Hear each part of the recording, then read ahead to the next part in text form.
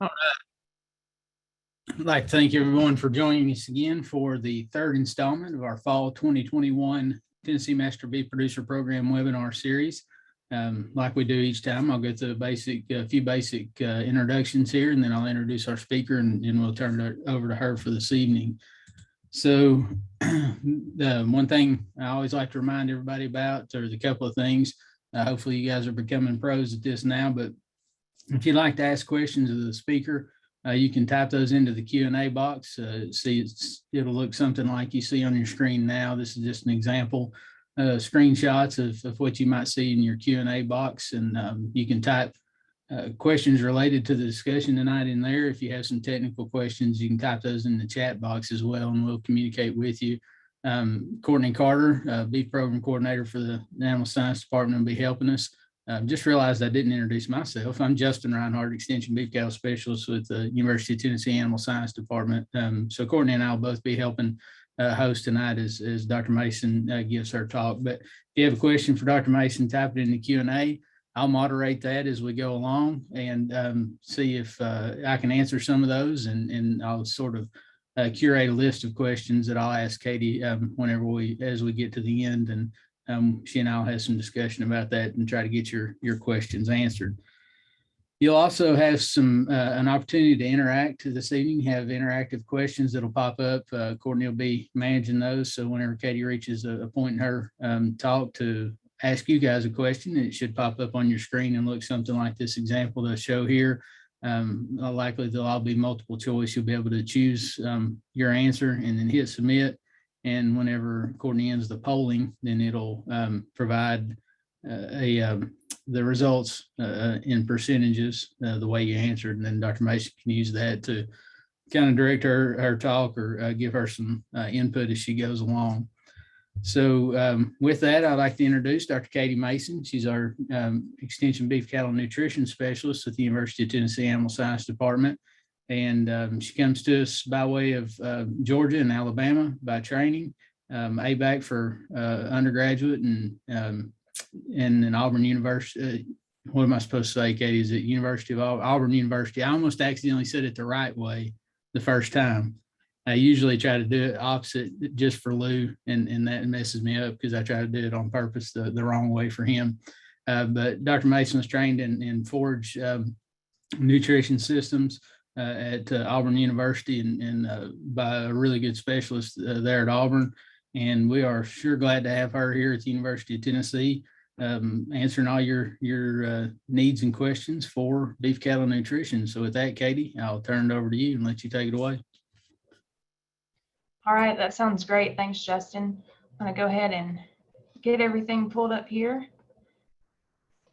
Can you see that on your end? Yes. Yeah. All right, good. All right, so I'm really excited to be here tonight. I'm glad that we have this way to communicate with folks across the state, even though it looks a little bit different than some of our traditional programming, but nevertheless, glad to be here and happy to talk about cattle nutrition. So as Justin said, my background is forage systems and grazing nutrition. So I have a little bit of forage agronomy background and then some of that beef cattle nutrition. And I really like to tie that together to talk about how forages can meet the needs of cattle. And then how can we maybe supplement when there are deficiencies. So tonight we're going to talk about the basics, right? We're going back to the basics. We're going to do a kind of a whirlwind tour of what nutrition looks like for beef cattle. So we're going to talk about what the nutrients are that we pay attention to in the diet. What are the nutritional requirements for different stages? Because we want to make sure that we tailor our nutrition program to the animals that we're feeding. Of course, we're going to talk about forage testing and how that's important in developing rations. A little bit about forages and feeds and what's available to feed your cattle. And then we'll move into some practical feeding strategies and how you actually put this information into practice. And then we'll talk about mineral supplements just at the very end. So the main reason that we talk about nutrition is because it really influences everything else that we do in our beef cattle operation. So sometimes we kind of have this joke back and forth about whether nutrition or reproduction is more important. But because nutrition can influence all of these different parts, it really is an asset to your operation. It's a way that you can add value to your cattle, and you can do that through several different ways, making sure that they breed back in a timely fashion, making sure they're growing at an appropriate rate or desired rate, making sure they stay healthy, and that the balance of their nutrients is meeting their needs so that they can continue to perform the way that you want them to. Also, product quality. So at the end of the day, whether we're cow, calf, stocker, finisher, or whatever, at the very end of that production chain, we're producing beef, right? So we want to have a quality product for our consumers, and nutrition is a way that we can influence that. And then finally, value. So our cattle are either, we either have a goal of raising pounds of beef or pounds of weaned calf. And so those pounds are what we're building up with this nutrition program. And if we get all of this on target, it helps us to be successful in other parts of our management.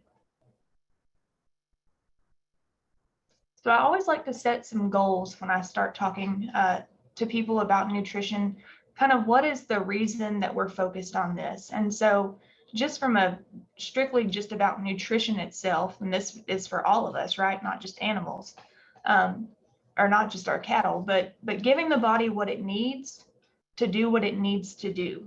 So giving it the nutrients that it requires so that it can perform the way that we want it to, right? So in the cattle world, we want to maintain a normal, healthy body function, and then also produce that desirable product.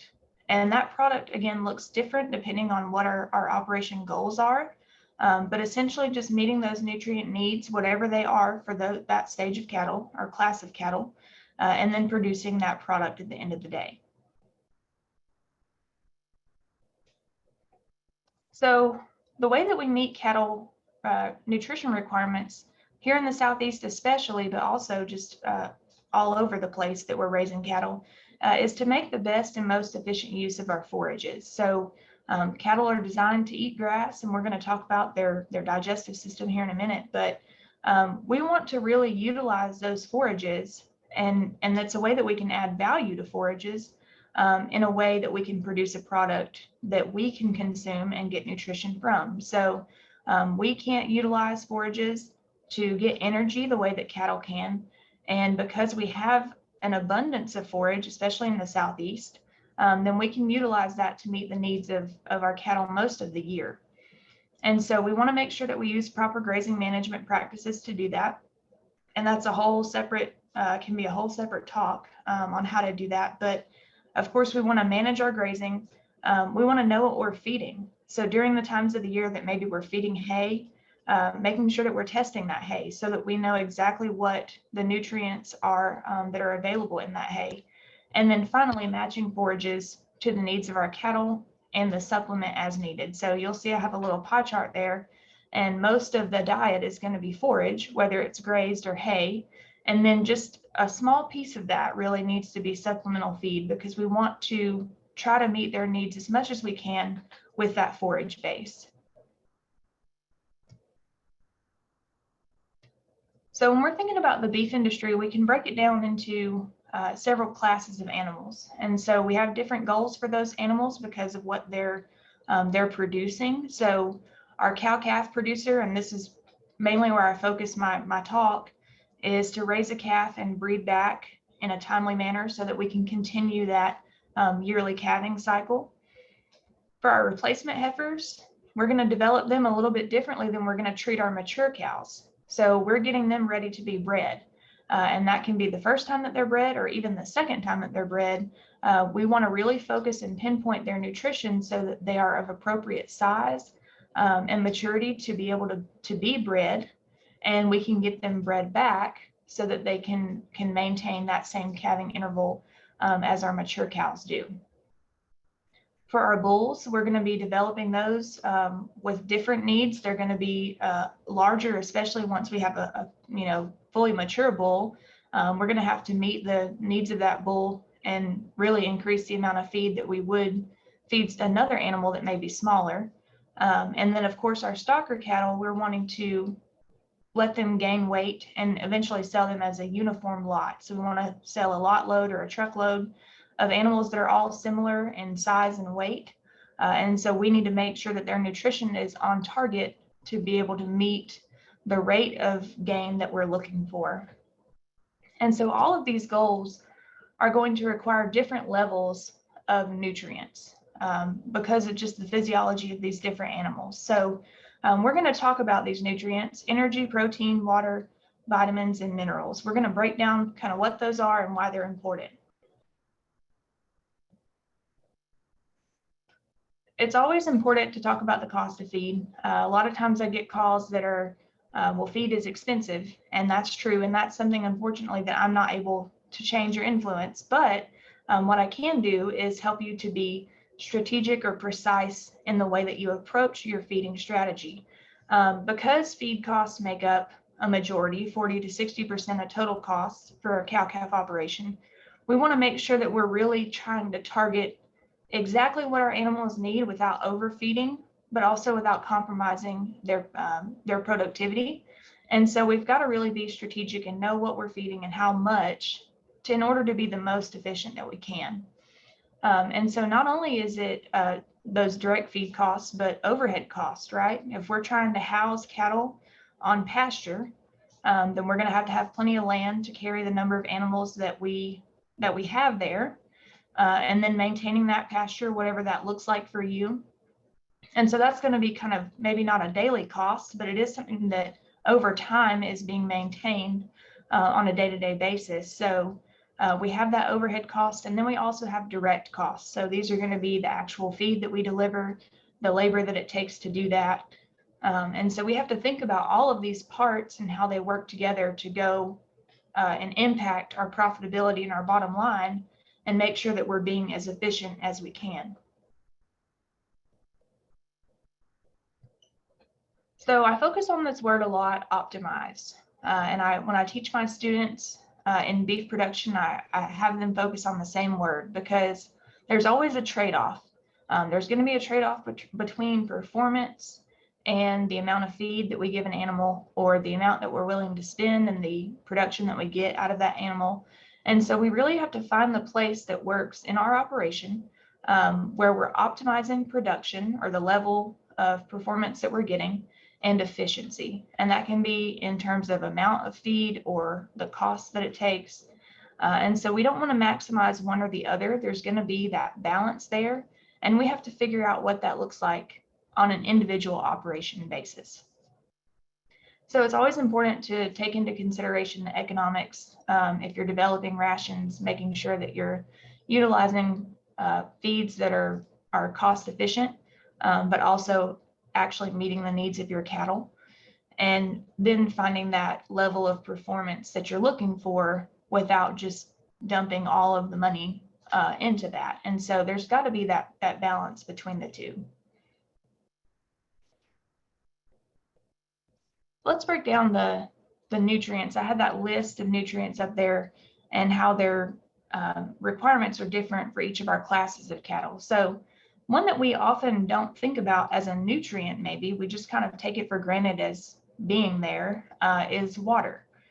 So water is the basis of life. We can't function without it. Our bodies can't function without it. All of the physiological processes that are going on, our blood, our muscles, all of these parts of us are made up of water.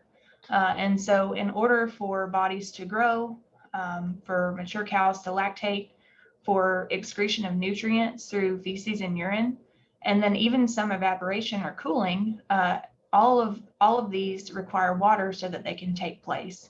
And so it's something that, again, we often just take for granted because it's there a lot of times. But we do have to make sure that our cattle get enough water and that it's quality water as well. So when we think about how much water an animal needs, often we measure that in gallons per head, and they drink a lot. And so if we're thinking about a small calf, on a cool day, they might be drinking 4 gallons a day.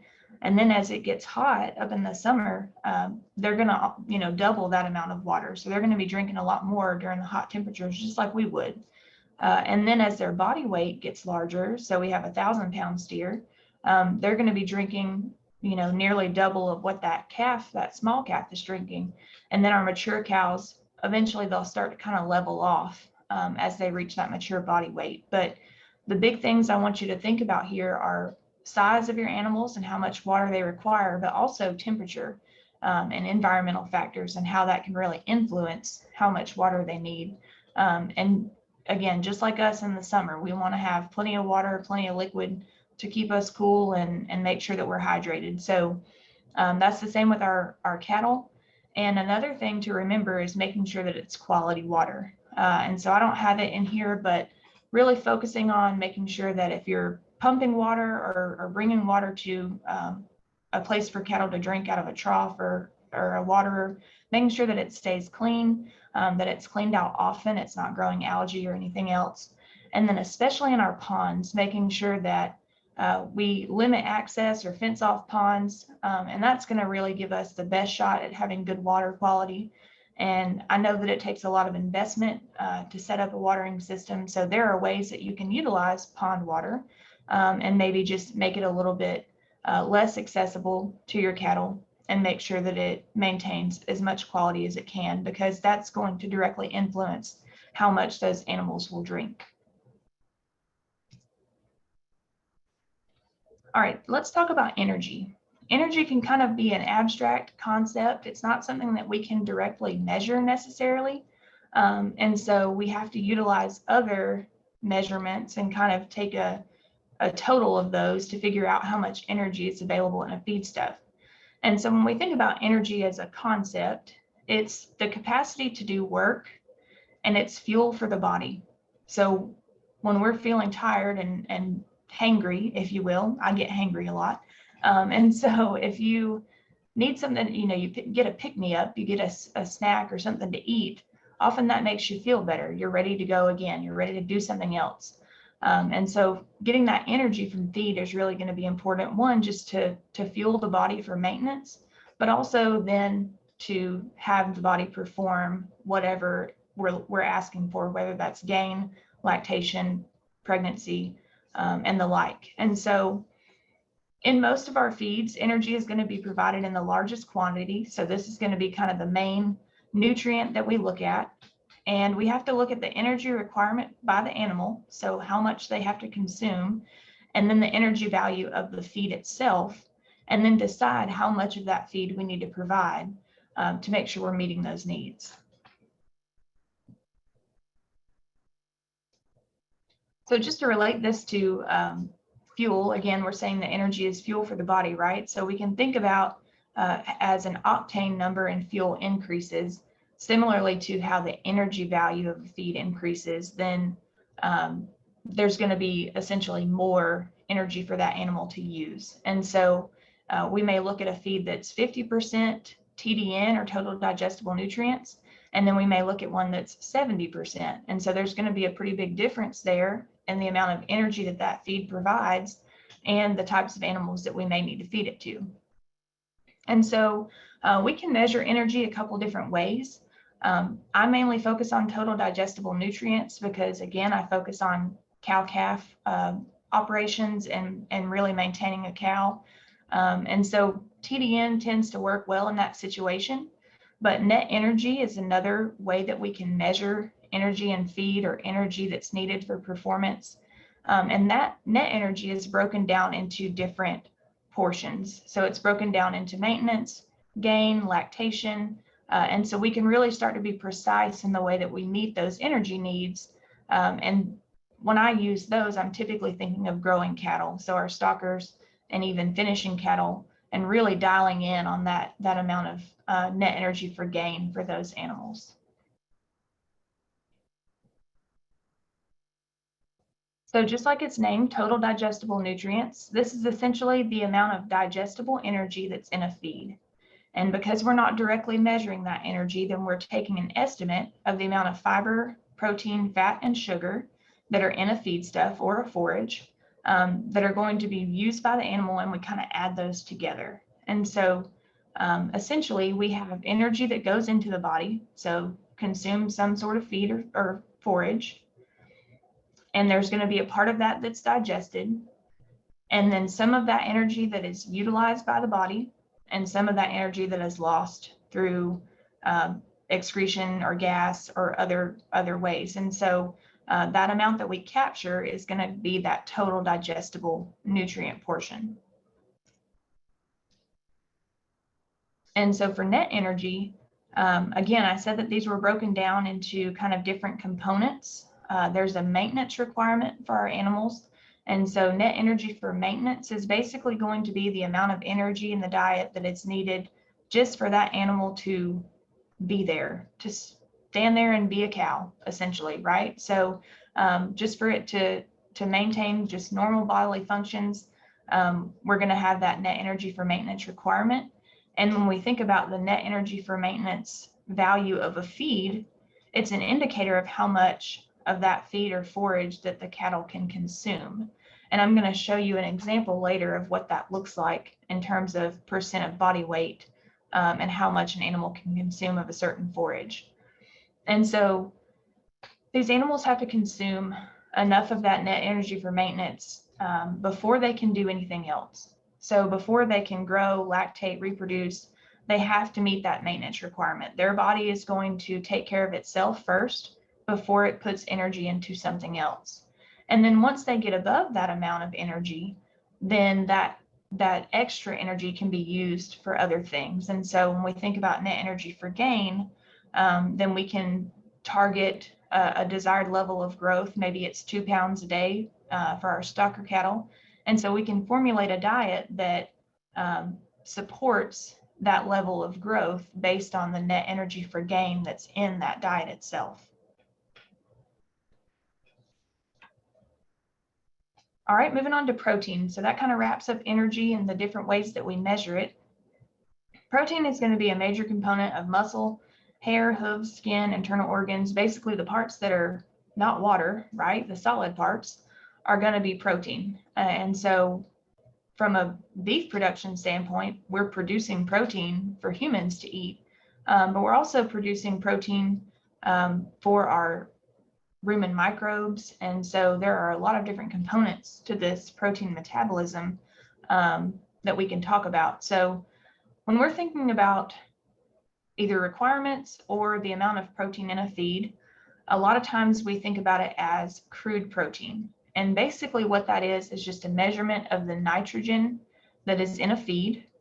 And that nitrogen amount is multiplied by 6.25 to give you a value of crude protein. And so crude protein percentages, they vary, but they're, 4 up to in the 20s, 30s, 40s, depending on what the feed stuff is. So there's a large range of crude protein, but it's all based on the amount of nitrogen that's in that feed.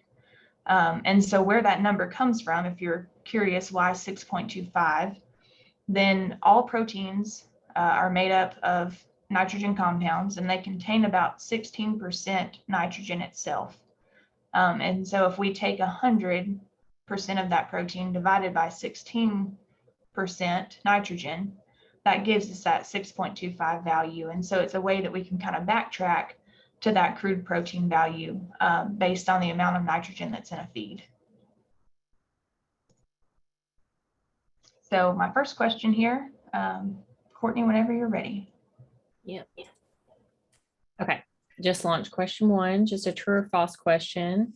A feed with 16% crude protein is better than a feed with 14% crude protein, just true or false?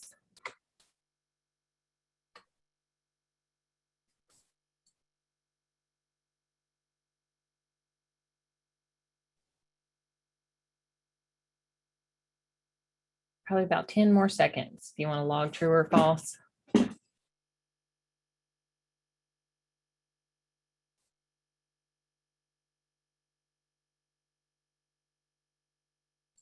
Okay, there's your results.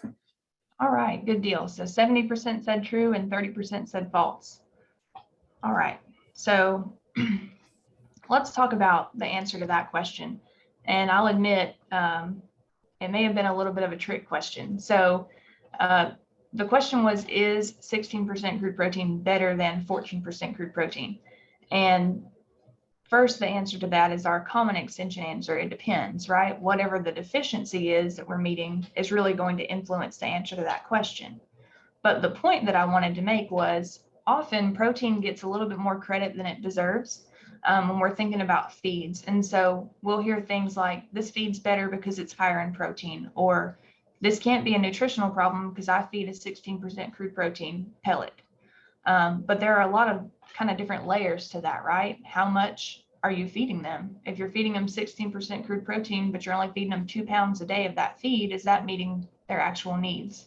Or is protein actually the problem? And so a lot of times we focus on protein because it's the number on the label that we see most often. We don't really see an energy value on the feed label. But it's important that we provide energy to drive growth and performance and not just protein. So we have to think about ruminant nutrition or cattle nutrition as us feeding the rumen microbes, and then those microbes are producing byproducts that feed the cattle essentially, or provide energy to the cattle. In order for those microbes to utilize protein, they also have to have energy. And so these kind of go hand in hand. We can't just dump a bunch of protein to the rumen and expect those microbes to be able to work on that protein unless they have enough energy to do so.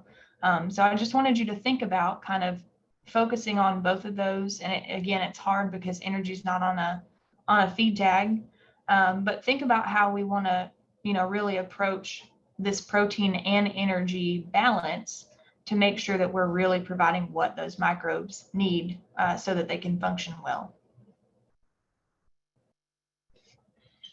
All right, moving on to minerals. And this is going to be kind of a quick overview of minerals. We're going to talk more about them in the end, but a mineral is an element that's required by an animal other than carbon, hydrogen, nitrogen, or oxygen. So examples of that would be things like calcium and phosphorus, things that make up the bones of the animal. Salt is a big one, and then sulfur, and there are several others, and they're broken down into macro and micro, or major and trace minerals. And so you see that list here, and we'll talk about again what kind of the ratios we're looking for, why these minerals are important, but I just wanted to go ahead and give you those lists there and let you know that we're going to talk more about minerals in just a little bit. So we'll focus on those at the end, but calcium and phosphorus is really kind of that big kicker that we want to keep an eye on. They're going to be needed in the largest amounts. They're really important for skeletal development.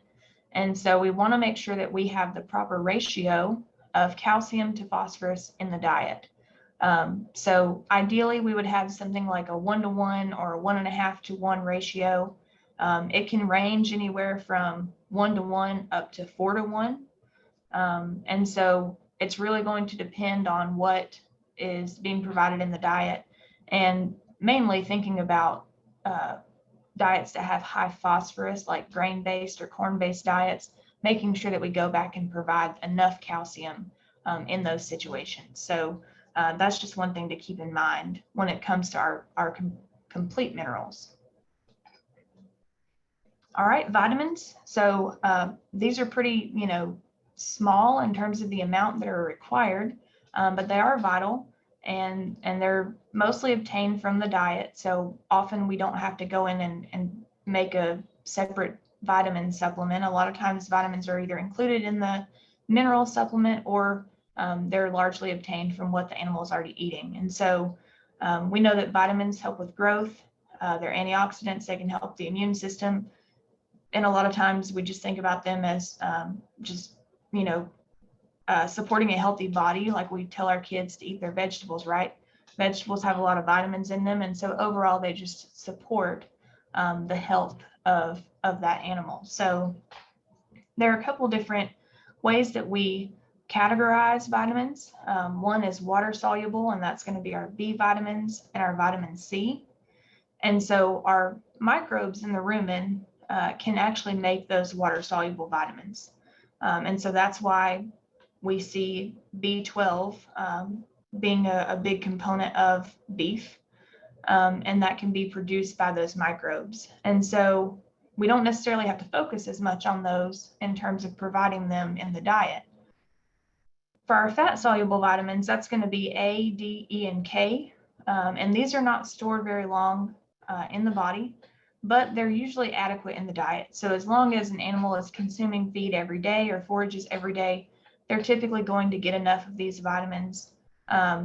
Sometimes vitamin A can be low in a hay diet, but in a commercial mineral that's formulated for cows to eat 4 ounces per day, which would be pretty typical, there's often enough vitamin A included in that to meet any deficiencies that may be there. So important, of course, but something that we don't necessarily have to focus too much on when it comes to balancing our rations. So just to show you an overview of what those nutrient requirements kind of look like in relation to each other, those big kind of main components are going to be water, energy, and protein to an extent. And then the smaller pieces, minerals and vitamins. And so this is not, again, the amount of importance that each of these is, but just kind of amounts in the diet that we would think about relative to one another. So let's talk about nutrient requirements of our cattle and how they differ based on class or based on stage of production. So cattle can utilize forages in a way that we can't. And so what is that reason? We're going to talk about kind of how they're set up and how they can digest those forages. So got a quick question for you.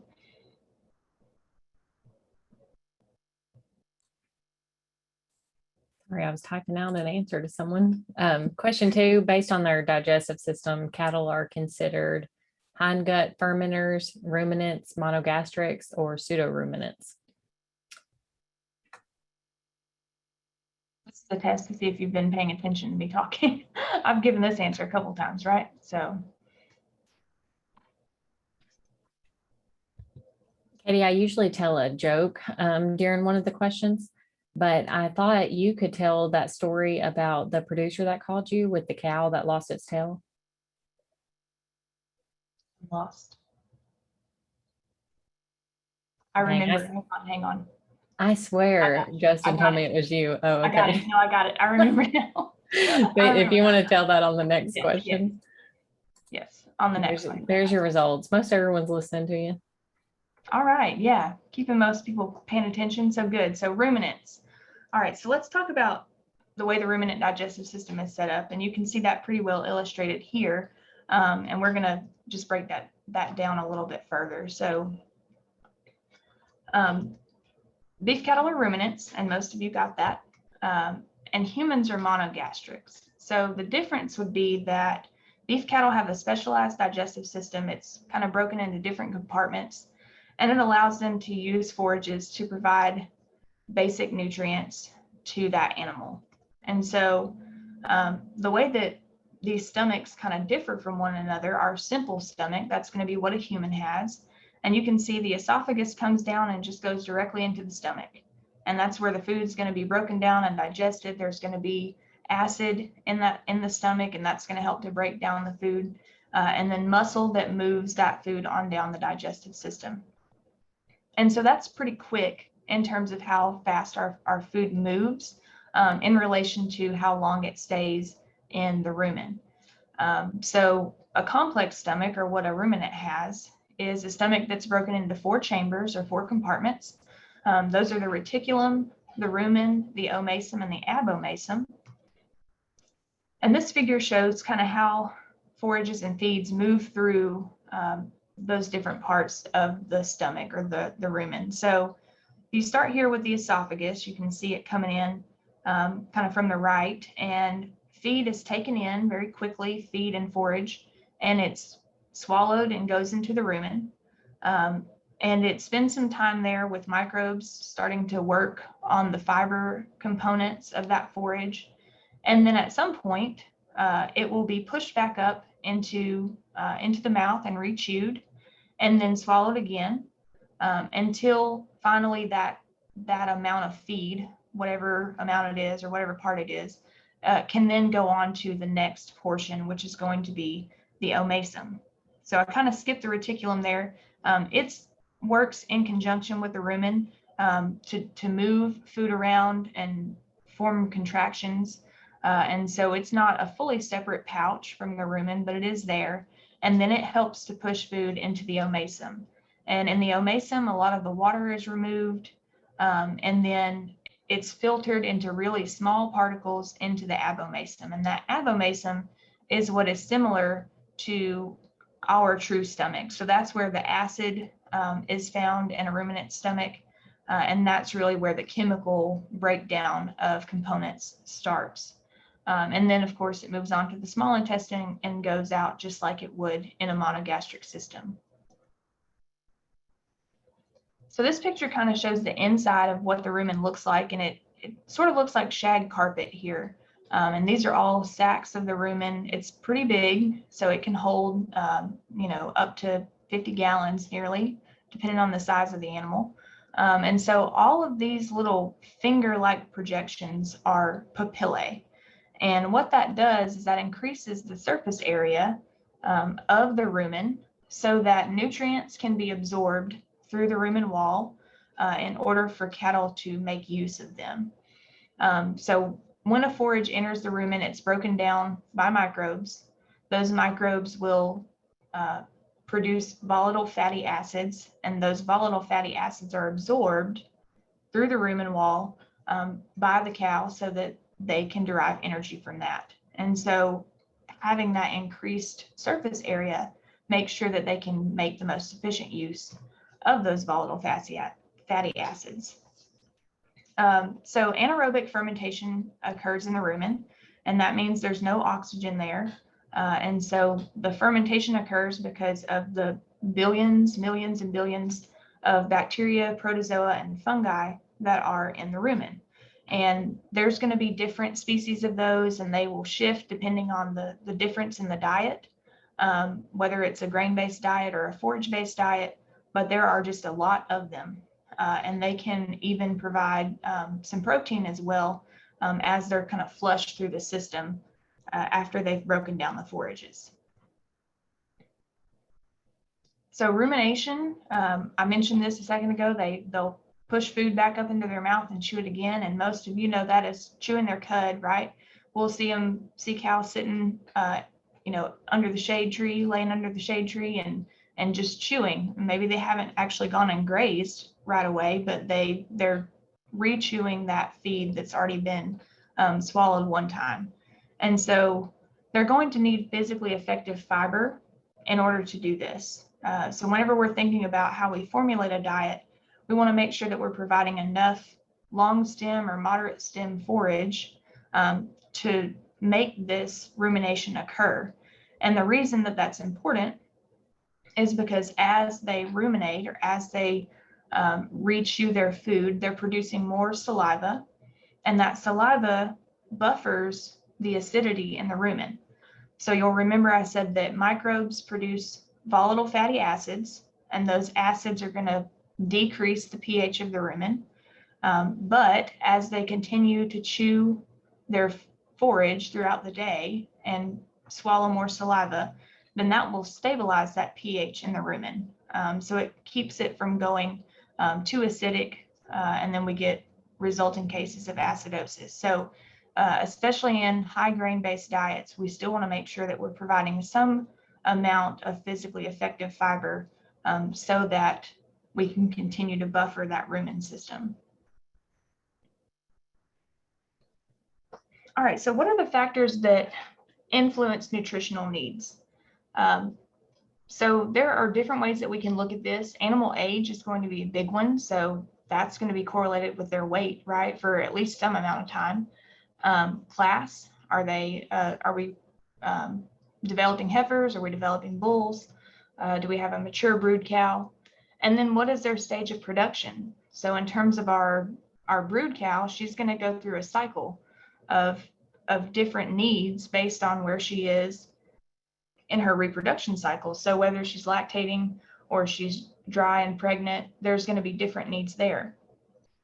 Their performance level, so what is the desired rate of gain for our stockers? Are we wanting them just to gain 1.5 pounds? Are we wanting them to gain 2.5? So we're going to have to change the nutrition based on that. The weight of the animal is correlated with how much they're going to eat.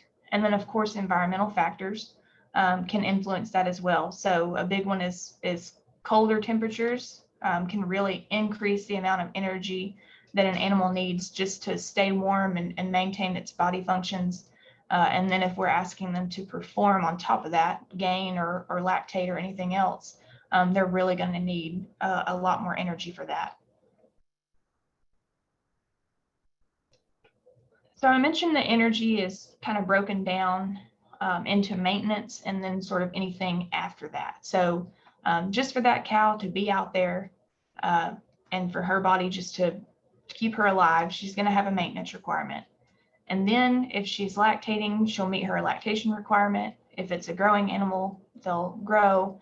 And then finally, reproduction is going to kind of be the last thing that the body thinks of. So if it's an animal that is lactating and she's not getting enough energy, then her body's not going to be ready to rebreed until it gets into that plane of nutrition that it needs to be in. So it's going to be partitioned this way, and we have to make sure that we're meeting all of the needs to make sure that, you know, if we're trying to get them to breed back, they can do that. So we can categorize our animals into their nutrient needs by group, knowing that our dry cows are going to have the lowest nutrient needs. They're pretty much just maintenance. And then from there, our replacement heifers and lactating cows, kind of that development and growing and then lactating stage are going to be important. And then our really small growing animals. So our newborns are going to have the highest nutrient needs. And that's because they're growing really fast. So if we can sort of separate off these animals, then we can really be precise in the way that we feed them. And so this is kind of a testament to having that defined calving season, because if we have all dry cows at one time, we can feed them all the same diet and make sure that they're good to go. Whereas if we have several that are pregnant or several that are lactating and some that are dry, then we're either going to be overfeeding or underfeeding some of them. So this is a way that we can, again, be precise and efficient in the way that we meet their needs. So when we think about kind of what they require and how do we meet that, first we have to understand the requirement based on stage of production. And then we have to figure out, okay, how much are they actually getting? So we know the amount they need, but do we have enough of a feed to meet that need? And what are the resources that we have available? So what is our forage base? What are the supplements that we have? And then let's work our way up to meeting that requirement. You'll often see nutrient requirements expressed as a percentage, and this is the way that I typically will present it, just as a general rule. And so you can see it's broken down here into stage of production. I have brood cows, and those dry pregnant cows really, again, they're just sort of maintaining their body weight and their body condition. They're not really going to need as much as like our peak lactation animals. And so you can see that they have that lower TDN and crude protein requirement. And then as they move through that cycle of lactation and then into late lactation, there's going to be an increase and then a subsequent decrease of their needs. And then the same with our heifers. But because our heifers are growing at the same time that they're lactating, then we're going to have that higher plane of nutrition that's required for them. So this would just be sort of some general rules for what we're looking for in the diet of our animals. But it's important to remember that animals require amounts and not percentages. So going back to that 16% crude protein question, well, if you're feeding 16% crude protein feed, that's fine, but how many pounds are they actually getting? And so that's really where it starts to become important of, you know, it's not necessarily the percentage that's in the diet or in the feed, but it's how much they're getting as well. And so this kind of breaks down that same thing. We have TDN requirements here in pounds per day for our mature cows, 12, 14, and 15 pounds. And then for our stocker calves, 9, 10, and 12. And you can see the net energy for gain requirement there, as well as a TDN, as well as a crude protein requirement. So we have to think about the amounts that we're providing and then, multiply that out by percentage to really make sure that we're meeting the needs and not just saying, well, I'm feeding 16%, so they must be good to go. You'll notice that I like a lot of rules of thumb. So this table just shows general percent intake as a percentage of body weight per day. And so for our mature cows, we typically say they'll eat 2 to 2.5% of their body weight in dry matter in a given day. And that can help us start to target how much do I need to be feeding. If I'm strictly feeding hay, maybe I need to be feeding my 1,200 pound cow 30 pounds of hay or 30 pounds of dry matter. And so we can start to really figure out how much they need, and especially thinking about that winter feeding period, how much they're going to need to get through the winter if they're going to consume roughly this amount every day. So what determines that? I said that it was correlated with body weight. Bigger animals will eat more, but they do quit eating when they're satisfied or when they're full. And so just like us, we, have that trigger of my stomach is full, I'm done now. And so cattle do the same. They'll consume forages based on a dry matter content. And when they get to roughly that 2.5%, their rumen will start to be full. And it's not that they've sat there and said, okay, I've had 2% of my body weight today, but it's just a trigger that their body and their rumen tells them that they've consumed enough. And that's because that feed has to have time to move through the rumen before they can take in anything else. So just as an example, if we have a fescue hay that's 85% dry matter, our dry pregnant cow is 1,200 pounds, and she's eating 30 pounds of dry matter per day. You'll notice that's in dry matter, so we have to account for the moisture. She's going to eat 36 pounds of hay every day. And so thinking about right now in October, what does our winter feeding situation look like? We can rough out how many pounds we're going to need based on how many cows we have, and then how many bales of hay we have up or we can get a hold of to try to make sure we have enough to get us through that winter feeding period. All right, so that was really the dry matter intake, just total amount of something that they need. But then we can think about matching the quality of our feedstuffs with their needs. And so we talked about how a cow would follow a cycle in her nutrient needs. And you can see that illustrated here. We've got that 30 pounds that she's going to consume in dry matter. But 1 month before she calves, that 30 pounds only needs to be 52% TDN and about 7% crude protein. And then as she calves and enters into peak lactation, you can see that increase. And then again, it starts to taper off as she moves through that late lactation and dries off after weaning. And so if we know the quality of our hay, then we can match when we're feeding that to these animals to make sure that we're making the best use of the forages that we have. And I have an example of that here in just a minute. So in terms of our brood cows, we want them to get pregnant, have a calf, and then wean that calf as big as possible. And when I say that, I mean in an efficient way for her. And so again, that optimal weight that we're looking for, not necessarily maximized. And so the big thing that we focus on for brood cows is their body energy reserves. So their body condition at calving, and then between calving and rebreeding. So let's talk about kind of what the importance of that body condition score is. So I've got a question here for you. And Courtney, this time after you read the question, I'm going to remember to tell the story. Okay, there's the question. What's the ideal body condition score range at calving? So 2 to 4, 4 to 6, 5 to 7, or 7 to 9?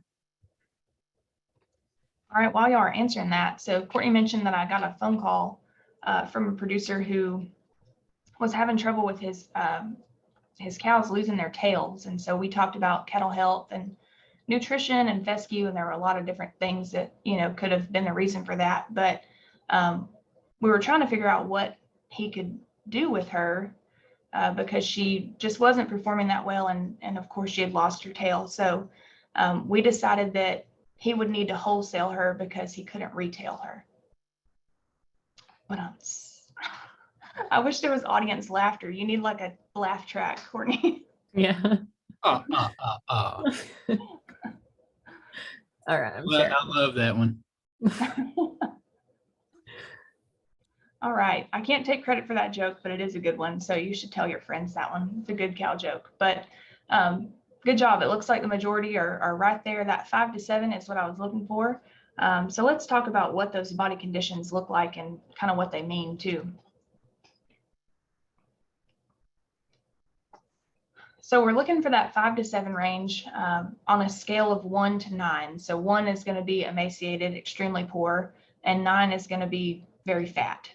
So we're kind of looking for that 5 to 7 at the time that they calve, so that they're going into peak lactation with plenty of energy reserves to carry them through that lactation. Now, if she's got a low body condition score because she's been underfed, then her postpartum interval is going to be longer. She's not going to breed back as quickly because she doesn't have the energy to support another pregnancy. And so she's going to have maybe a lower calf birth weight and just not going to perform to the level that we want her to. Now, if she's got a high body condition score and she's overfed, the big thing is that's going to be expensive, right? If we've got a cow that's eating a lot of groceries and keeping them on as body condition, then we're just really feeding a lot that maybe we don't have to feed. We don't have to maintain a cow at an 8 or a 9 body condition. We can bring her down to a 6 and she'll be okay. So really just that profitability aspect, but also it can cause potential calving problems if she is over conditioned. So keeping an eye on that body condition is going to be important, and getting an eye for what body condition looks like relative, on your different animals. So I've got some pictures here up at the top, a 3 body condition score, in the middle a 6, and then at the bottom an 8.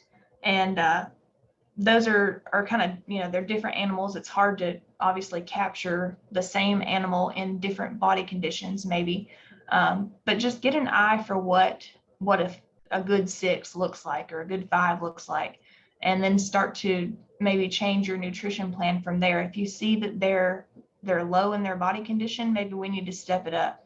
If you see that they're high in their body condition, then maybe we can back off at a certain time. And so just get an eye for what that looks like on your farm. So of course, with this body condition, making sure that there's nutrients there for the growth of the fetus itself. And then in early gestation or early pregnancy, really there's not a lot of additional requirement needed for her.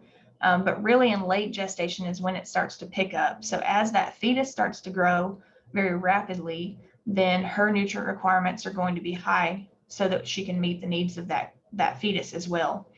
But as that fetus is growing inside, then that's going to restrict the amount that she can eat, right? So it may be a time that we have to supplement so that we're giving her something higher in energy than what our forages might be, so that we can maintain her body condition, because she can't eat as much of that forage as she would be if she wasn't pregnant. And so her nutrition is going to affect the subsequent calf. There's a concept of fetal programming and how the brood cow's nutrition impacts performance of that calf throughout its life. And that can be a whole presentation in itself. But it is something that we need to think about with our pregnant cows. So with that, on her milk production is going to be correlated with the pounds of calf weaned. So however much milk she produces, if she's a high producer, then hopefully that's translating into pounds of calf. And so at about 8.5 weeks, a lot of times we just say 2 months after calving, she's going to hit her peak milk. And so during that peak milk time, that peak lactation, she's going to be in a negative energy balance. And we'll see her lose some body condition more than likely during that time. And so we're going to feed some supplemental feed there. That's really the time that her requirements are the highest.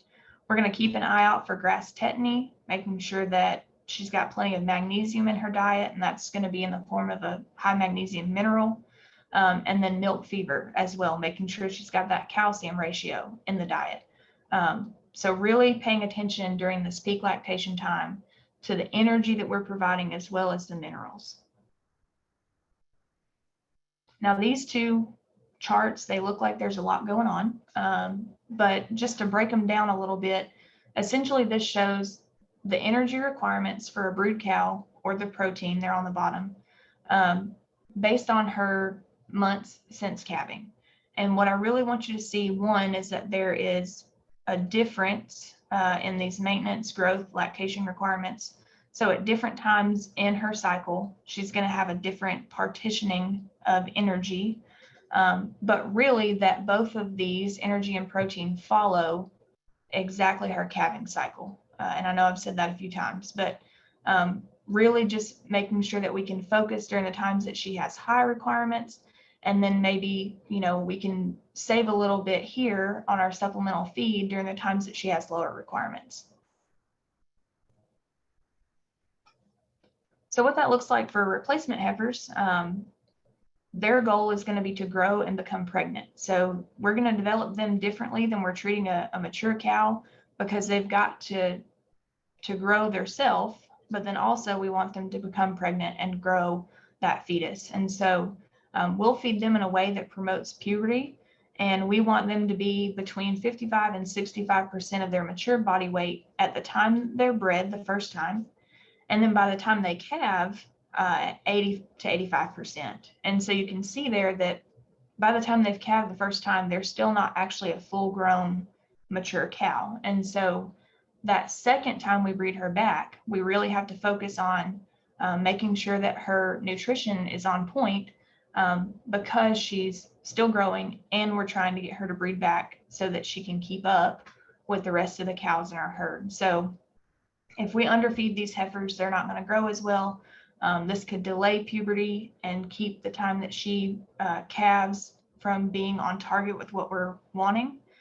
And then if we overfeed her and she gets fat too quickly and doesn't grow to keep up with that, then she'll have reduced conception, embryonic survival, and then decreased mammary development. So just overall, we're not setting her up to be a successful brood cow one day. So we've got to be careful the way that we feed these replacement heifers, because they're growing and they have that reproduction requirement at the same time.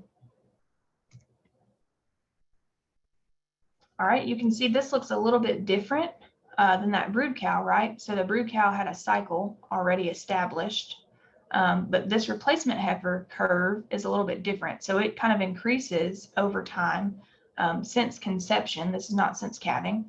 And you can see that it's going to steadily go up as she starts to get bigger. And so she's going to need more and more energy to grow. And then, of course, in her third trimester, she's really going to need that energy to grow that fetus and to continue to support her growth as well. So again, those first calf heifers, we want to make sure that they breed back. And so they're not going to establish that new pregnancy until their energy is where it needs to be. And it's going to be, again, partitioned into maintenance and lactation, growth, existing pregnancy if she has one, and then finally establishing a new pregnancy. So when we rebreed those first calf heifers, we want their body condition to be equal or greater than our cows at calving, so that she can really have that energy store to support her until the time that we want to rebreed her. And so maybe we separate off our first calf heifers and we provide them higher quality forage. Maybe we supplement them with something and make sure that we get her bred back that second time within the time frame that we want to.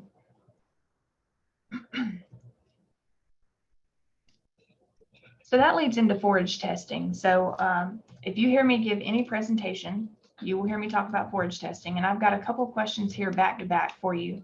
And this is about your own forage testing on your farm. So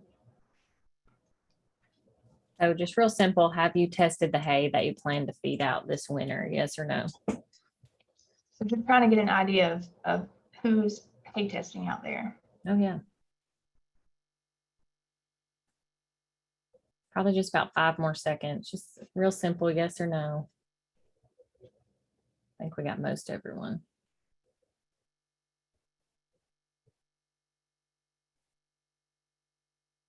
Okay. All right, so 87% have not tested their hay, 13% have.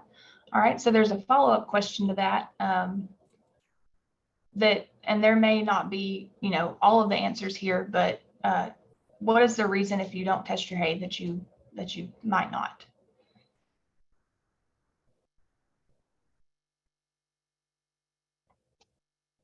I added in that last choice. I do test my hay. Good. I thought that I was like 5. I didn't have 5, but that's good. I'm glad you put that one.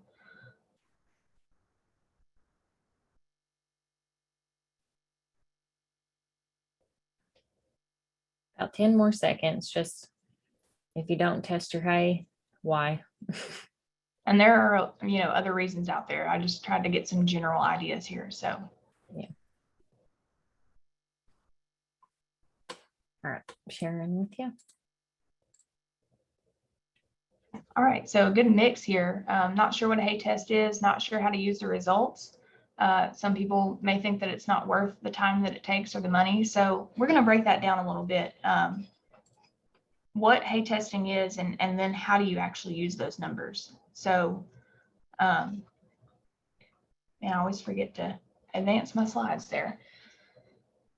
So the big question on where to start for hay testing is knowing if your forages will meet the nutrient requirements of your cattle. If they don't, then you're going to sacrifice some performance, but you can't know what the nutrient density of your forage is, so how nutritive it is, if you don't perform a hay test. You can perform a hay test pretty easily. Your county extension office should have access to a hay probe and should be able to come out and help you get a sample. And then you can send that sample to the Soil Plant and Pest Center here at UT, or there are other lab options that you can use. And that costs $17 here to get a hay sample. So this should really be the first step in developing a supplementation program that complements your forage, because you can really be precise in how you supplement. And the return on investment can be pretty large. And I've got an example of those calculations here because I think it really drives home the point, but we'll talk about that in a second. So first, just sampling your hay. What does that look like? And you'll see here, there are some pictures of this drill with a hay probe on it. It's very easy. You can go in and just sample from several bales out of a lot, submit that sample to a lab, and within maybe a week, you're going to get back an analysis that looks like this. And so I feel like a lot of times we tell people to test their forage, and then they get this report and that's it. We haven't told them what to do with it. So I think that that's one thing that we need to focus on a little bit more is, what do I actually do with the numbers once I've done this hay test? And so this will be broken down into several parts. I'm going to go through some nutrients that we look at specifically, but you'll see that there's kind of sections here, dry matter, crude protein, energy values, and then some other carbs and minerals. So this would be what your analysis would look like when you get it back from our Soil Plant and Pest Center. And most analyses are going to have these same numbers on them. So the places that we're going to look on these analysis reports are going to be the dry matter percentage, the TDN percentage, crude protein, NDF and ADF, which is something I haven't talked about yet, and then relative forage quality. And so let's break down kind of what those look like. For our dry matter, that's going to be the portion of a feed that's remaining when all the water is removed. And when we think about hay, there's not really a lot of moisture in it, 15% at the most usually. But it's going to determine how much nutrients the animal gets. So they eat and utilize nutrients on a dry matter basis. So if we have a feed that tends to be more wet, or if they're grazing a fresh forage, then we have to think about the amount of dry matter that's actually available, because that's where the nutrients are, is the dry matter portion. So our as fed is going to be just exactly how we feed it. So 30 pounds of dry matter might be 36 pounds of hay. And so we have to keep those in mind when we're balancing a ration to make sure that we get the actual amounts that those animals need. So this just gives us a side-by-side comparison. If we have two feeds that have different dry matter percentages, then we kind of even the playing field and we can compare them side by side. Now, crude protein, I mentioned this, building blocks of protein is nitrogen. And so that's a number that we're going to look at, but not the only number, right? We're going to look at energy too. Neutral and acid detergent fiber, or NDF and ADF, these are going to be fiber components of the plant. These are really the parts that the microbes work on so that they can produce those volatile fatty acids for ruminants.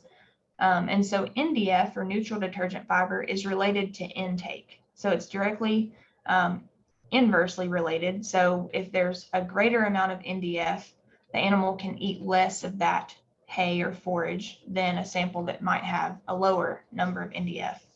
And so generally, we look for roughly 60% NDF or lower because this little equation I have here, 120 divided by NDF, the NDF percentage, gives us just a rough estimate of how much that animal can eat as a percentage of their body weight. So if you remember back when I said 2 to 2.5%, then if we have 120 divided by 60% NDF, then they're going to be able to eat roughly 2% of their body weight. So that's why I say we look for numbers at 60 or lower. Now for our acid detergent fiber, that's going to be related to digestibility. So more acid detergent fiber that's in the forage, then the less that animal can digest. So they may be able to take it in, but maybe it can't be broken down by the microbes to be readily usable. And then finally, there's lignin, which is another fiber component. Lignin is 100% indigestible. It's going to be the cell wall of the plant, really the structure of that plant, kind of like the walls of a house. And as a plant matures, there's going to be more and more lignin that develops in that cell wall, and it starts to tie up nutrients that are there. So if we have really over-mature forage, whether it's grazed or in the form of hay, then it's mostly going to be lignin, and it's going to be hard for those animals to digest. They're going to take in that forage, but maybe they can't actually access, if you will, the nutrients that are in it because it's tied up in that lignin component. TDN, I think my slides got a little bit out of order, but again, this is energy. It's estimated as a sum of different components, fiber, fat, carbohydrates, that are in that forage or feed. The other thing we have to know is our cattle information. So you have a hay analysis and you've got these numbers associated with your hay of how much energy and how much crude protein it has. But that's only half the equation, right? You know what you have, but then you've got to know what do you need. And so I keep this little list handy whenever I get a question about what do I need to supplement or how much do I need to supplement. I always ask them these list of questions. What is the class of livestock? What is their body weight? What is their stage of production? And so for all those reasons that we just went through on how these differ and how they influence the diet needs of our livestock, then I can start to pinpoint exactly kind of what this ration needs to look like. So if anybody contacts me or your agent contacts me and they say, how much do I need to feed my cows? I'm always going to bounce this list back and say, give me more information about what you're looking for so we can make an informed decision on how much to feed. So with that information, Extension likes to provide tools, right? We always are looking for ways that we can provide a tool to our producers to make things easier for you. And so there's this tool that UT Extension has. My predecessor developed this, I didn't, but it's certainly been useful for me. And basically what this does is it interprets that analysis for you and tells you whether or not you need to supplement and how much.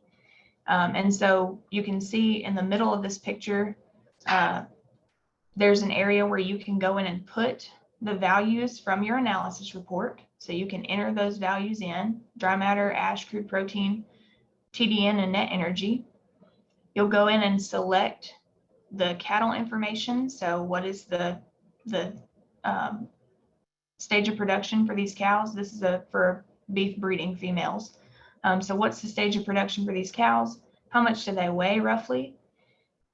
And then it's going to show you down here the nutrient status. So if you were just feeding this forage with no supplementation, then there's plenty of crude protein here. We have a positive amount. But down here in the net energy for maintenance, there's a negative amount that tells us that we need to feed more energy in the diet to meet the needs of these cows. And so what this tool allows you to do, I've only changed the numbers down here at the bottom. So basically I just added 4 pounds of whole cottonseed to the diet. And when I did that, I can see that my nutrient status has changed. So I've increased the amount of energy. They're now in a positive energy balance. And so just with that 4 pounds of whole cottonseed a day, then I can meet their needs. And so this tool is available on our website. It's pretty easy and straightforward to use. And so I just wanted to bring that up so that you knew that was available to you. And of course, if you have any questions about how to use it, certainly let us know. All right, so moving on to forages and feeds. So kind of talking about the feedstuffs that we use and why we use them. I mentioned that the Southeast has plenty of forage for most of the year, or a lot of the year. And we just have to make sure that it's as high quality as possible when we use it. And of course, know that availability is going to change based on the season, right? So here in the fescue belt, spring and fall, we really have a good amount of fescue. The summer, we don't have as much. And in the winter, we're typically going to supplement either with a stockpile or hay and supplement.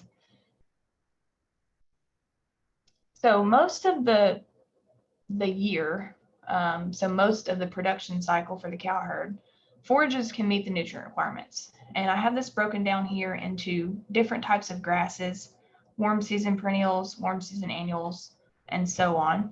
And you can see they sort of differ in their digestibility or their general quality. So we know that our warm season forages tend to be lower in quality than our cool season forages. And of course, our legumes are going to be pretty high quality and meet the needs of all of our animals. So I've got a couple lines here.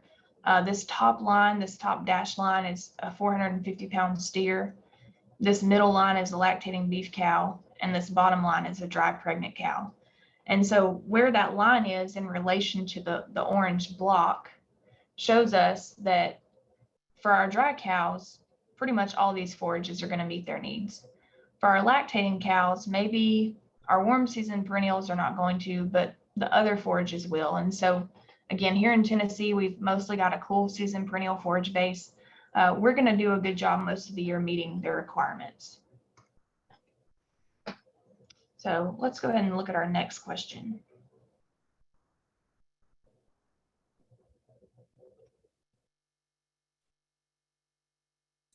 Might help if I'm unmuted. Another true and false. So as forage yield increases, forage quality decreases, true or false?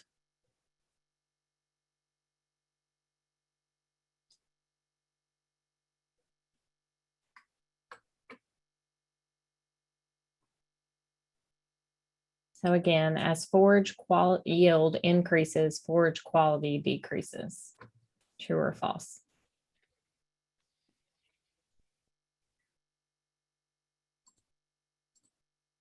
There's your results. Right, so good little mix there of true and false answers. Let's look at what that looks like on a figure here. So as forage quality, how is that worded? As forage yield increases, forage quality decreases.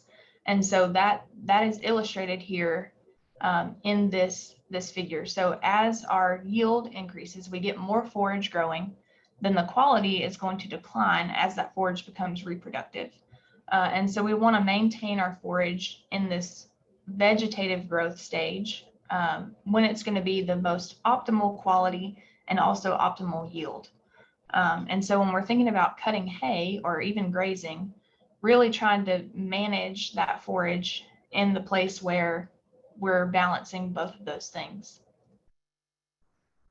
So when we think about forage nutritional value, it's important to remember that all hay is not created equal because of the way that we harvest at different stages. And so let's talk about kind of what can influence that nutritional value. The main and primary influence of nutritional value for hay is the stage of maturity at harvest. So whether we've cut it when it's vegetative or we've cut it when it's reproductive or it's put on a seed head. And then weather, storage methods, forage species, and fertility. So the way that we manage that or the environmental conditions can also influence the way that that forage nutritional value is. And so really just when we cut that hay or when we graze a forage is going to be the most important factor.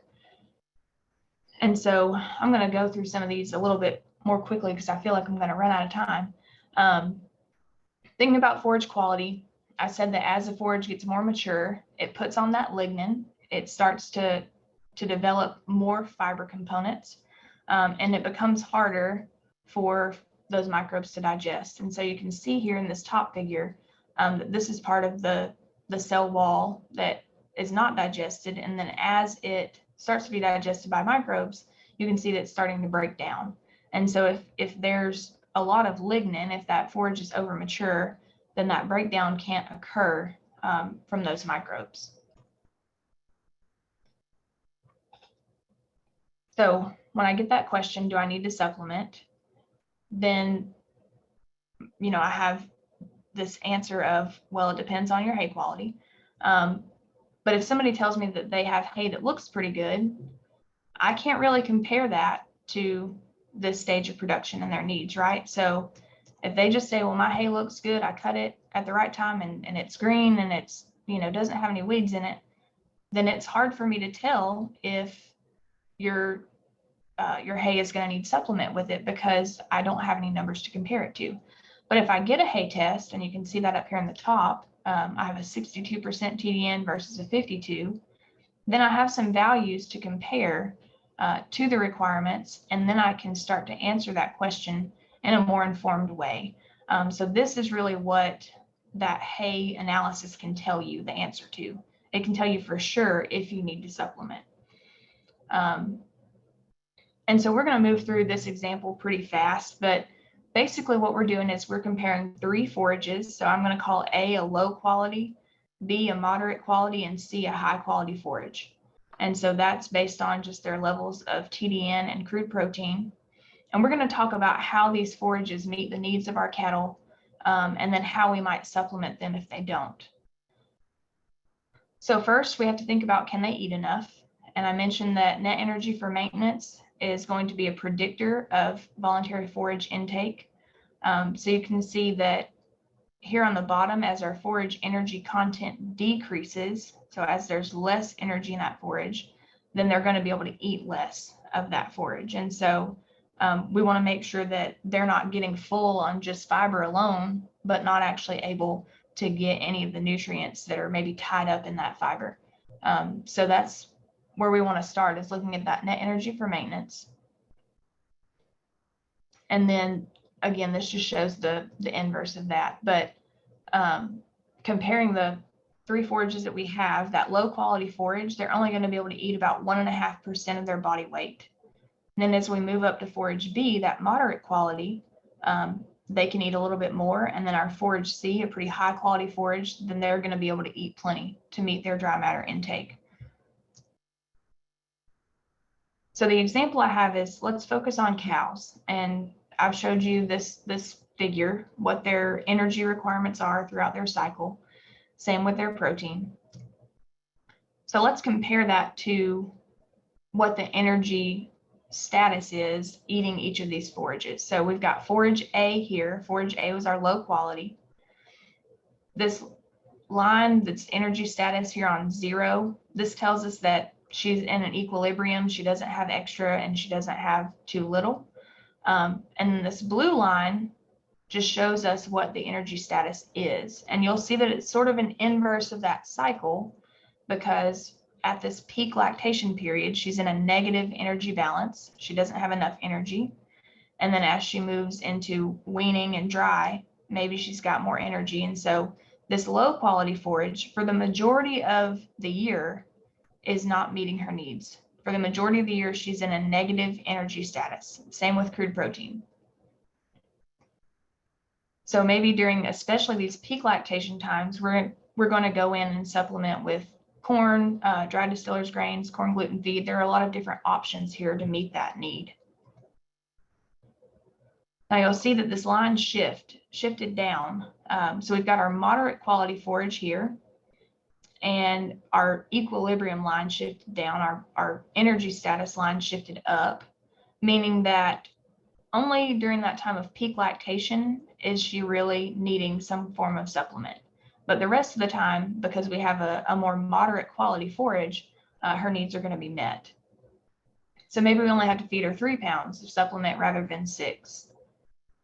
And then finally, we get to our high quality forage, that forage C, and we can see that throughout her whole production cycle, her energy needs and her protein needs are met. And so this really starts to tell us, okay, if I have high quality hay, then I'm not going to have to add supplemental energy or protein to the diet.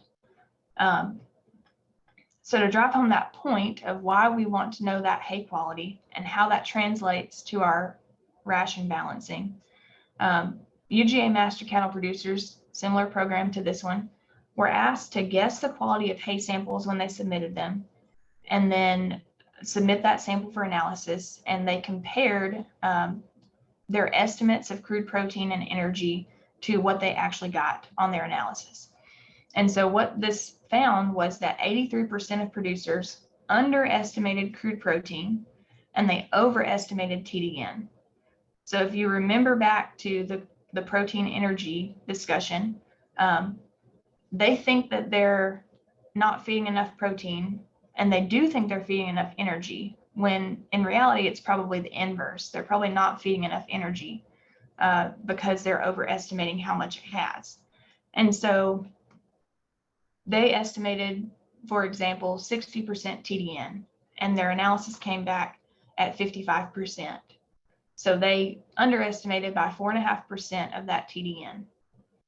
Because they thought they had enough energy, they decided that they wouldn't add any extra feed to the diet, and their cows dropped body condition and were not able to breed back at the same time as they would have if they had maintained that body condition.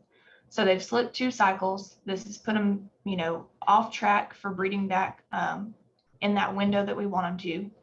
And so once they finally breed back and then have a calf, their calf is going to be lighter when we go to wean the whole group than its contemporaries. So because she calved later, then her calf is not going to perform as well or be as high of a weight as the other calves in the group.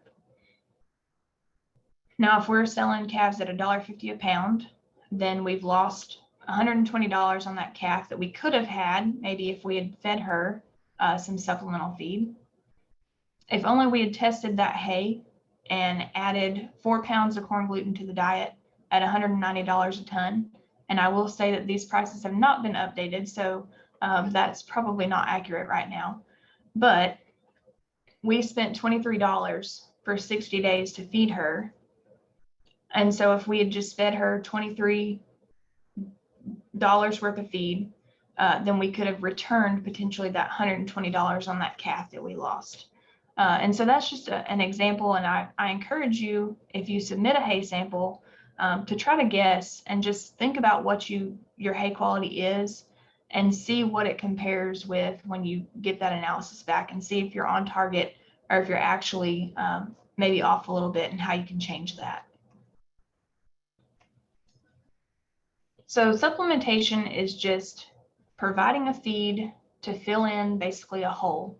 And so we're complementing that whole diet with a small part, and we're either trying to get them to consume more forage, digest their forage better, or meet a nutrient deficiency when we supplement. We know that in the winter, energy is usually needed in the greatest amount.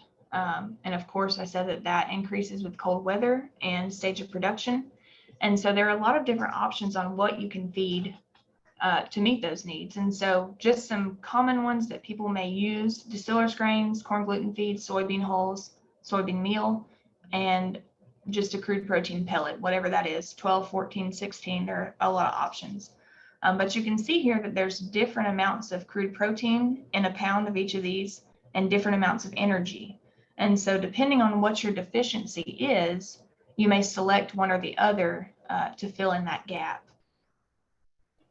And so just to put that into categories here, if you have a protein deficiency, you're probably not going to feed corn.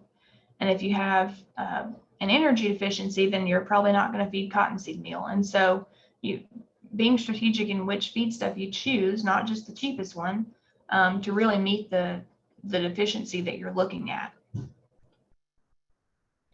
Soybean hulls are a pretty good byproduct to feed because they're fiber-based. And so they work well with a forage-based diet because there's not a big difference in the way that the microbes have to digest this feed. You can get it loose or pelleted. It can be mixed with corn gluten feed pellets to provide a pretty good balance of energy and protein. And even feeding it at less than 1% of body weight can really provide most of the nutrition that a brood cow needs throughout her lactation. Corn gluten feed, it can be variable, up to 25% crude protein, 85% TDN.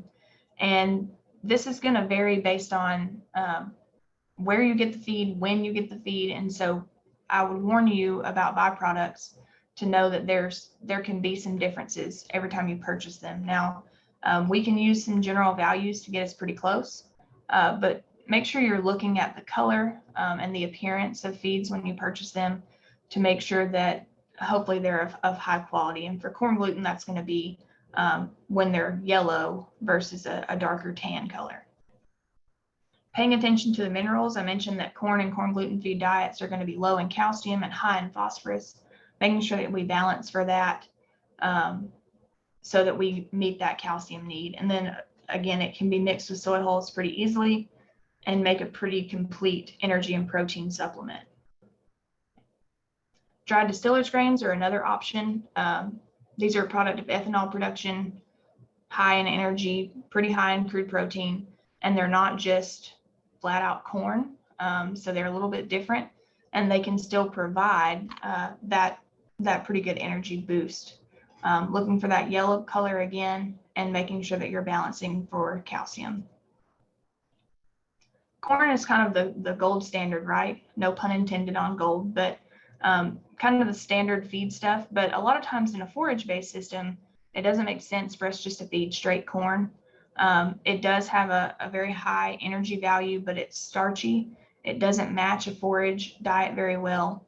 And so, just I would caution you, if you're going to feed corn, making sure that you acclimate cattle to it and make sure that it's really what you need to be feeding. So some people will ask me, should I feed cracked or whole shell corn?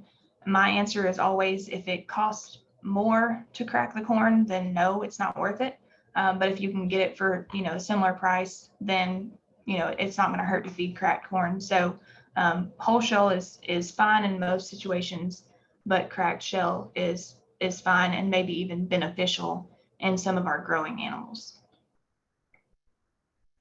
A lot of times we'll just go and buy a commercial supplement or a bagged feed. Again, TDN is not going to be on the tag, but you can ask for an analysis. You can conduct one yourself, but typically they're going to be at least 65% TDN or higher. And then crude protein, typically 12, 14, or 16 are kind of those general numbers that you'll see in just a commercial feed that would be purchased at, any feed store. There's also self-fed supplements. So examples of these would be tubs, tanks, and a hot mix, things that are self-limiting that you just kind of let cattle have access to because they're convenient.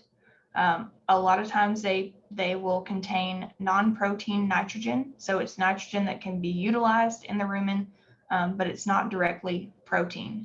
And so you have to be careful to make sure that there's enough energy there to utilize that non-protein nitrogen. make sure that they're not getting too much of that ammonia buildup in the rumen. The one thing about these self-fed supplements, even though they're convenient, is that they are very variable in intake. So it's very hard to monitor how much cattle are eating, and they can be pretty costly, especially the liquid supplements. A lot of times you're paying for water. In terms of transportation costs, you're paying to haul a lot of moisture. And so these work for people because they're convenient, but there's also that offset of the cost of delivery for some of these. All right, so let's just talk about some practical feeding strategies and kind of how we manage the way that we deliver nutrients to cattle. So I mentioned that corn is very starchy. If you're going to change cattle from a forage or a roughage-based diet to a grain-based or a starch-based diet, you really want to make sure that you do that slow. And so in mature cows, I would recommend using a fiber-based feed if you're going to feed them a supplemental feed.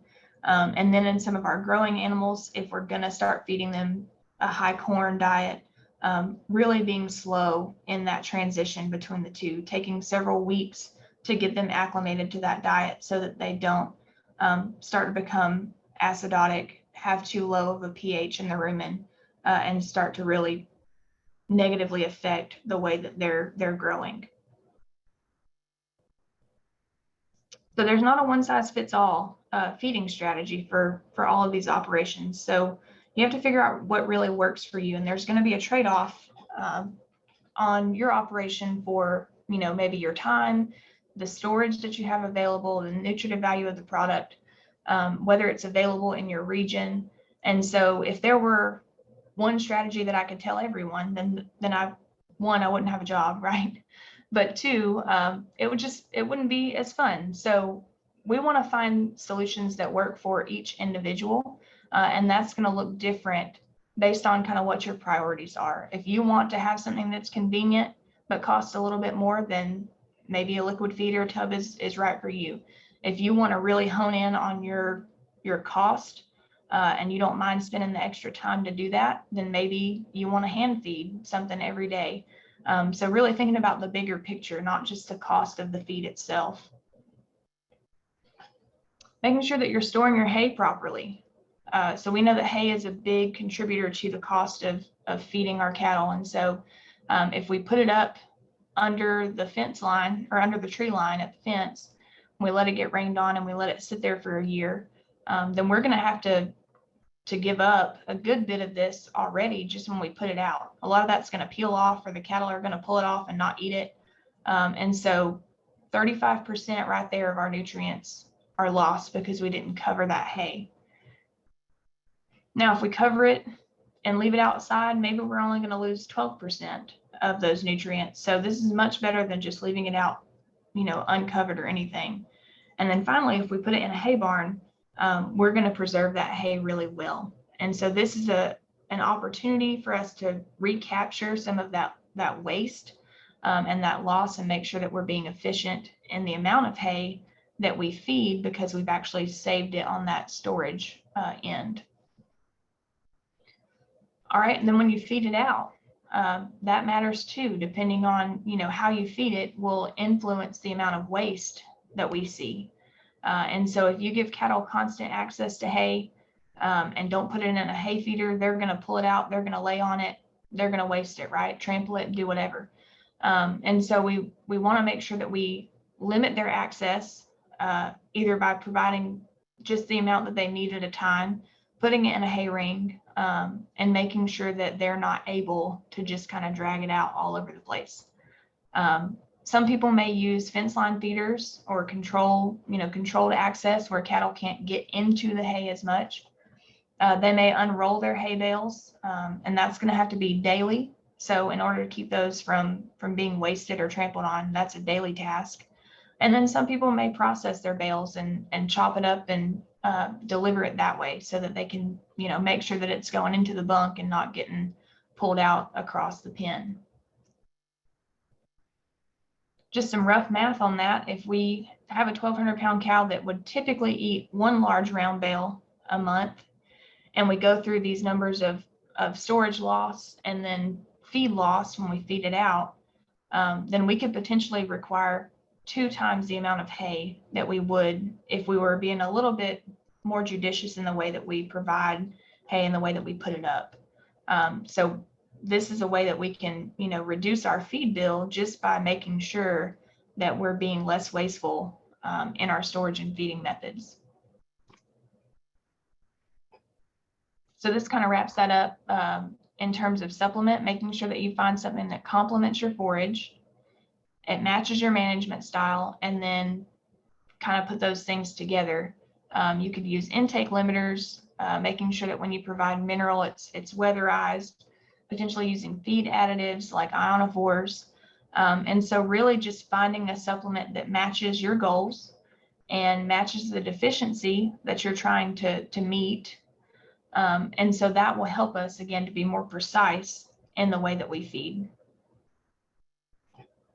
I'm going to skip over that and just talk about value real quick.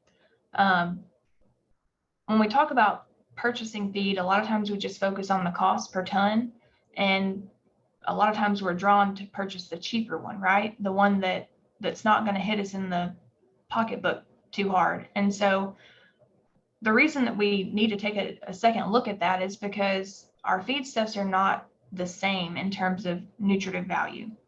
And so here's a comparison of distillers grains and soybean meal.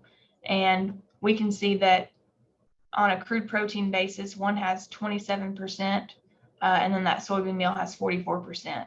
And so we can't compare those to one another just based on price, because we're not actually getting the same amount of nutrient from each of those feedstuffs. And so what we have to do is we have to look at the cost of the nutrient we're buying. If we're buying protein, what is the cost per pound of protein rather than the cost per pound of feed?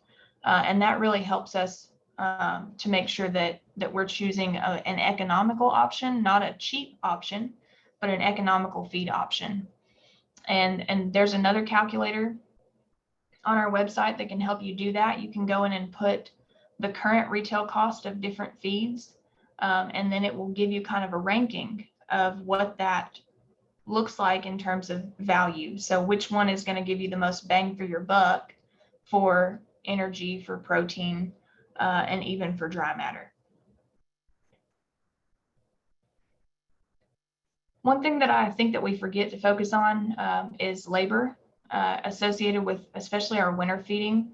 We're not forgetting about it when we're out there doing it, right? But overall, when we're thinking about the feed bill, we're thinking about what we went and purchased, but we're not putting a value to our time a lot of times. And so there are some studies that show that feeding every other day or less often than daily can have some advantages. It requires less labor. It also can help us to manage the mud if we're not going out into a pen every day or every other day and putting out feed or hay.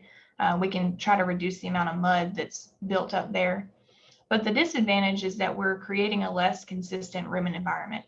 So if we're feeding energy and we're only feeding it twice a week, then they're going to get kind of these surges of that energy to the rumen. And especially if it's starch, then it can start to create a problem in the rumen. So making sure that you're selecting the right feedstuffs that fit this, if this is something that you're interested in. So protein, typically not an issue. It can be fed, less than every day and still be advantageous in the diet. Low starch co-products like soy hulls and corn gluten feed can also be fed. So that's going to be an energy co-product that doesn't have to be fed every day.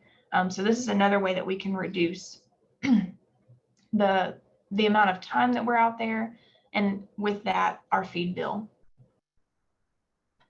So real quick, I want to talk about grazing, and I know I'm getting close on my time or probably over my time, but I want to talk about limit grazing as a supplement.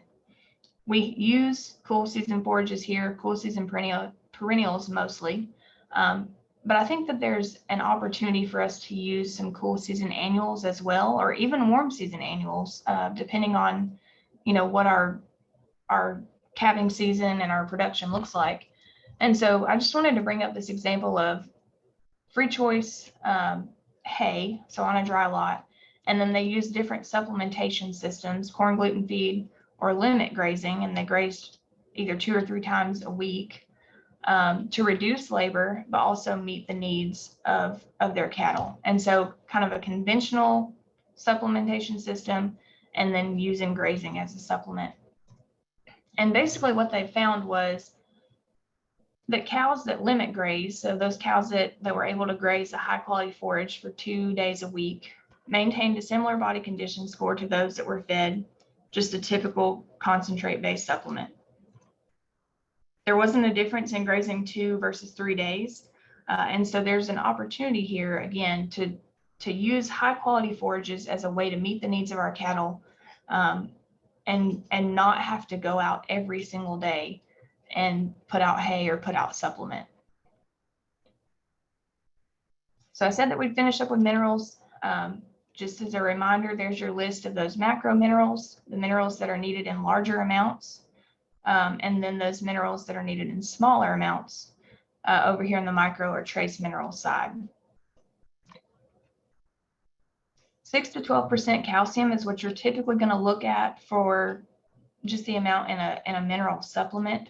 And then that same amount for phosphorus if you're trying to maintain that 1-to-1 ratio, but it could be 2-to-1, even up to 4-to-1. So really just paying attention to, if you're feeding a grain-based diet, going back and adding calcium in the diet somehow to make sure that you get that ratio right.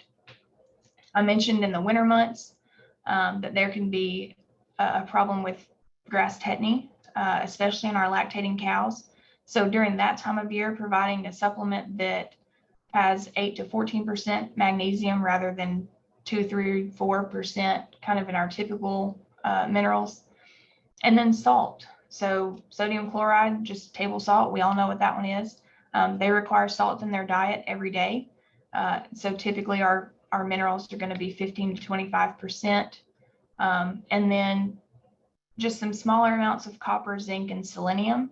Copper and zinc interact with one another and how they're absorbed, and they're really important in the forage-based diets because copper often is deficient, and so it can present and look like a fescue problem, but a lot of times it can be a copper problem. And so making sure that you have copper in your mineral for your beef cattle can help keep that from happening. And so I always like to remind people that a complete mineral is going to be the way to go. That's going to include calcium and phosphorus. A trace mineral, salt, is not going to include calcium and phosphorus, and you're still going to need to meet that somehow. So make sure that you're providing a complete mineral year-round so that you're meeting all of those requirements and not just those trace minerals. My last question, and I actually think I just answered this question. I think I put it in the wrong place. So we'll see if you're still at the end. So which of the following will most likely meet the cow herd's mineral needs when fed year-round? A complete mineral mix, trace mineralized salt, plain white salt, or a sulfur block?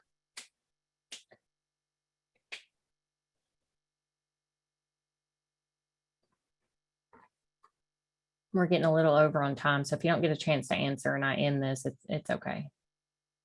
Yeah, I'm sorry about that. Okay, lots of good information. All right, most of you are still listening. Good, complete mineral mix. So I meant to put that before that last slide, but that's okay. So complete mineral mix year-round, and making sure that we're not altering that mineral mix, cutting it with salt, because if we cut it with salt, it's going to change the amount that they are able to eat. So make sure we're not doing that. There are different forms of mineral. For copper and zinc, looking for copper sulfate and zinc sulfate, it's going to be more available to the animal than oxide forms. But in terms of magnesium oxide is going to be okay to meet their needs in that high mag mineral. Some people will ask about using chelated minerals. These are going to be more expensive. They are more bioavailable, meaning the animal can use them more efficiently, but really a lot of times it's not worth that extra amount that it costs unless you have a really high producing animal or class of animals like seed stock, stocker calves. And so if you're just maintaining brood cows, chelated minerals are not necessarily needed. This is a question I get a lot. If I feed kind of cafeteria style, if I provide my minerals separately, will they eat what they need? And the answer to that is no. Studies have shown that minerals are bitter and metallic tasting, and so they're unpalatable, and cattle need salt to be able to encourage them to eat those minerals. And then of course they're mixed in a way that they're getting all of the right amounts that they need and not just kind of picking and choosing. So sometimes because minerals are not as palatable, they'll be mixed with a supplemental feed or a molasses to improve the palatability. Making sure you have plenty of mineral feeders, so enough access for all of your cattle, one feeder for every 30 to 50 cows. Making sure they stay full all the time, not letting them run out, and then they'll, once you fill them back up, they tend to way overeat. So making sure that you keep them full all the time. There's a lot of different mineral feeders out there, and they need to be placed near water, loafing areas, grazing areas, places that they're going to be pretty often so that they'll go and actually consume that mineral, and then that they consume enough. So again, I like to reference publications. There's a really, really good comprehensive mineral nutrition publication on our website that goes into a lot more detail if you have questions there. So with that, we'll wrap up and take a few questions. All right, thank you, Katie. Just want to let everybody know that if you need to go ahead and hop off, feel free to do so. It's not going to affect your attendance record or anything. So you've been on here the whole time, and we appreciate it. If you want to hang around for a couple of questions, then that'll be no extra charge. So I'm going to kind of pull out two questions here for you to answer, Katie, and I'll encourage everybody to, if I wasn't able to answer your question effectively enough on the Q&A, then I'd encourage you to reach out to your county agent or to Katie directly and get some more information on that. So one set of questions that came up was about fertilization on pasture, since we focused a lot on doing as much of your nutrition delivery as you can through grazing, which definitely is something we need to always concentrate on. With fertilizer price being really, extremely high right now and likely to be so for a while now. When would be, if you're going to target using less at some point than maybe what you normally do at another, would you use less in the fall or less in the spring or more in the fall? And you know what I mean? It's just, when would you target doing your fertilization to try to make most effective use and lime the whole deal? How would you manage that to reduce cost? Yeah, so that's a good question. And again, I hate getting the question, this is expensive, what do I do? Because I wish I could just change the price for you, but I can't. So I guess a couple things to think about if you're trying to stockpile forage in the fall. Certainly, given that boost of nitrogen, it's going to be a good way to extend the grazing season, and I think make good use of fertilizer because you can get, quite a few months of extended grazing out of that. And so I think that would be really kind of a time to target using fertilizer. In the spring, of course, you're going to get a boost of growth if you add nitrogen, but I think that, forages grow pretty well in the spring just because naturally that's when they're going to have that spring flush. But I will say that Gary Bates is probably a better answer to that question than I do. So I would just think about kind of when are the times of year that you want to see more growth, and really encourage you to think about stockpiling as a way to extend the grazing season and using that fertilizer at that time of year. Yeah, it's good. And we'll have another opportunity in the kind of roundtable discussion at the last session of this to bring up some more of that. Maybe we'll get Gary on to talk some more, about that kind of thing if we need to. But we'll try to cover some more of that. So The final question here we'll wrap up with that may, allow you to take it different ways and maybe recap some other things. Question that we get pretty often, and a good question that came in here is, what about using, limiting feed type approaches, specifically lick tubs, if you're not able to get out there every day and feed, or even very often at all and get out there and feed. What are some considerations for if you're trying to decide whether or not you need to put lick tubs out? Yeah, so that's a question I get very often too. And so I think the first thing that it's important to remember is if it's something that works for your operation, if it's not negatively impacting your cattle and it's not negatively impacting your profitability, then to me, I don't recommend changing that. And so in terms of lick tubs, like I said, a lot of times they're non-protein nitrogen. Now, adding protein to a lower quality forage can encourage intake of forage, so it can help utilize your forage base better and encourage that consumption. But on the flip side of that, there's got to be enough energy to utilize that non-protein nitrogen in the rumen. And so if you have really low quality forage and you're putting out lick tubs that are mostly urea or mostly NPN, there's a chance that they're not being utilized as well, that nitrogen is not being utilized as well as it could. So you may be paying a lot for nitrogen that's really just being wasted in the rumen. And so it's always a tough call, because that one, it is convenient and sometimes it can work, but just making sure that that you're not, letting that slip by just because it is the most convenient option.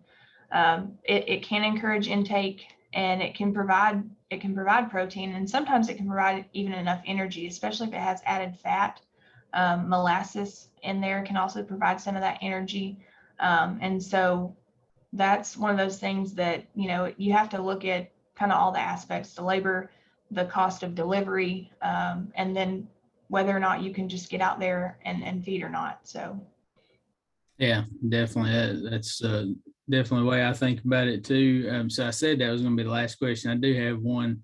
It's I'm going to throw it out there in seconds, but it might take, you could probably take days to answer it, but let's see what we can do quick.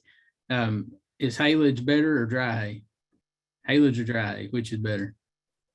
It depends on the stage of maturity at which it's harvested. So I always tell people that making haylage does not make it better than hay. What stage of maturity you clip it at is going to be the determining factor of quality, whether it's put up wet or dry. Yep, that's it, and that's the great short answer. It doesn't make it better by insiling it; it just lets you get it up at the right time. Well, good, Katie. Great presentation. Got a lot of positive comments in the chat here. Oh, I also do want to say that I put the link for the Soil Plant and Pest Center in the chat. So some folks were asking questions about hay testing, and you'd already mentioned, contact your local UT Extension A&R agent in your county. And that's definitely the easiest and the best way to go about it, because they can help you with so much more. But I did put the link to the center, the Soil Plant and Pest Center there in the chat if anybody wants to get that. So with that, yes, definitely had a question. Can we log off? Anytime we go past our time on here, you're welcome to log off. We've got your attendance, and from that point on, it's just extra. And so we appreciate it. And Katie, thanks again for taking the time to put together a really good presentation. And I'm always impressed by your thoroughness and how much you prepare for it. So I know they all appreciate it, and we all do. So with that, Courtney, unless you have something else to add about the next session, we'll go ahead and shut her down. Nope, all good on my end. So everybody have a good night. All right. Thanks again, Katie. All right. Thank y'all.